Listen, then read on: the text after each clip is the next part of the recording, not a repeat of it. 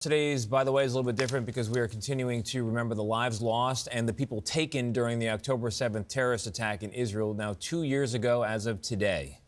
More than 1,000 people were killed. Hundreds of people were taken hostage after Hamas gunmen attacked neighborhoods across southern Israel. One of the deadliest of those massacres was at the Nova Music Festival. Today, 48 hostages are still in Gaza, still held by Hamas as we speak. One of the festival goers who survived the attack was an American, Natalie Sanandaji. Her experience that day led to her beginning to work for an organization called Combat Anti-Semitism Movement, where she's now the public affairs officer. And she joins us now to talk about these 2 years, which on the one hand, Natalie, thank you for being here, feel like they moved quickly, but at the same time, because this is not over and there are people still being held, it feels like no time at all has passed.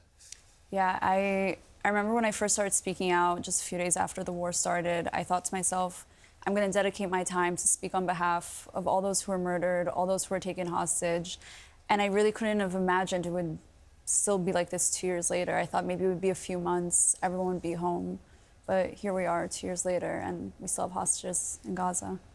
Here we are. It's been, so much has passed. And like we were just talking before we came on the air, for you, it also feels like it just happened yesterday.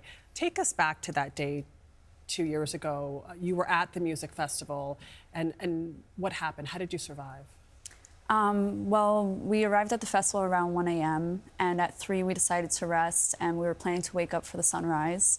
And instead of waking up to the sunrise music, we woke up to the sound of rockets.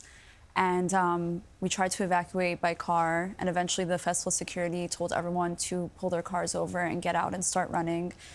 And we couldn't understand why they would tell us to run from rockets. It didn't make any sense, but we listened to them, and as soon as we pull our car over, we hear the first gunshots. And from there, we ran for our lives from Hamas terrorists for about 4 hours until an amazing man named Moshe Sati, he went back and forth from his hometown, which was a nearby town that was the nearest town to get to safety at the time, Patish. He drove towards the chaos to save innocent people that he didn't even know. And if it wasn't for him, I wouldn't be here today. What's the process been like for you? It's an odd way to phrase the question, but to get back to life, since you did survive that day, even as so many others didn't. I mean, every single day since October 7th, my life has been filled with trying to advocate for our hostages, trying to spread the truth, because there's so much misinformation being spread that's only fueling more anti-Semitism around the world. Just a few weeks ago, I spoke to someone who told me they heard all the hostages were treated safely, treated nicely, and came home safely. And I said to them, do you consider a mother and her 2 babies coming home in coffins being treated nicely and coming home safely? And this person looked at me confused. And that just drives me, and it reminds me why I have to continue speaking out. Even after every hostage comes home, I'll continue to speak out, and that's also part of my healing process, is being able to speak and share not just my story, but the stories of all those who can't speak for themselves. How has that process been for you, speaking out? Because you started really speaking out about this right after this attack, and you continue to do so today. Does it feel different, after this time has passed? It's definitely healing for me, but unfortunately, even today you can see that on October 7th, there's so many protests, anti-protests against us being held on the day where we're trying to mourn. And it just shows me that it's still as necessary for me to speak today as it was in those first few days after the war started. But it's definitely helped with my healing process. Where do you go from here?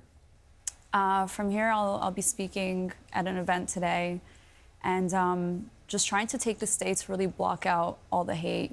Since October 7th, we've seen so many attacks on Jewish communities all over the Jewish diaspora, all over the world.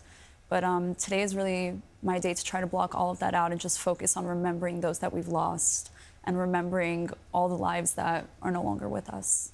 Natalie, thank you so much for being here and telling us your story. Thank you for having me. Thank you.